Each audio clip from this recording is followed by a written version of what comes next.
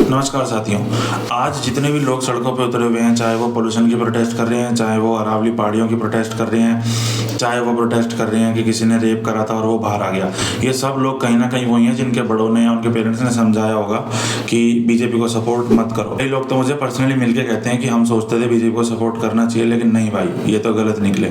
तो इसकी सच्चाई क्या है? इसकी सच्चाई दोस्तों ये है कि अगर आपको याद हो तो अंग्रेज क्या लिखते थे बोर्ड पे, dogs and Indians are not allowed. वो कहीं ना कहीं आज भी निचला समझते हैं। अंग्रेजों को आज भी ये पता है कि आगे 5 साल या 10 साल बाद इंडिया कहाँ स्टैंड करेगा, उसको किस तरह अपने नीचे दबा के रखना है, और उसके लिए उन्होंने कुछ दलालों को यहाँ पे छोड़ा हुआ है।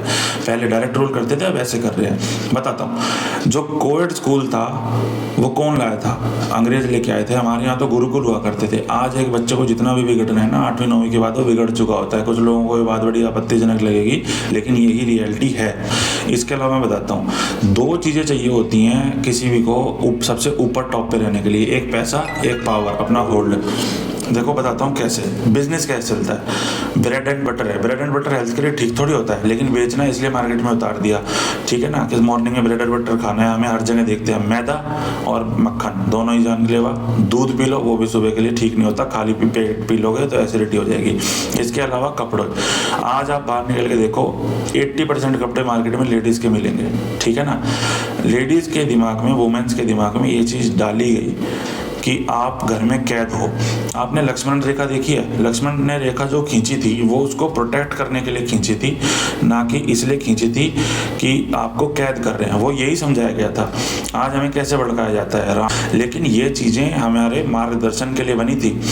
राम जी हैं, मैं ये नहीं कहता कि वो भगवान नहीं है, लेकिन अगर वो किसी पे डिपेंडेंट है, यानी कि उनके भाई को जब तीर लगा उसको लेके सब कुछ आना है, जड़ी बूटी लेके आनी है, अगर उनके पास वो भगवान होते तो वो कर ना लेते क्या? खुद ठीक ना कर लेते?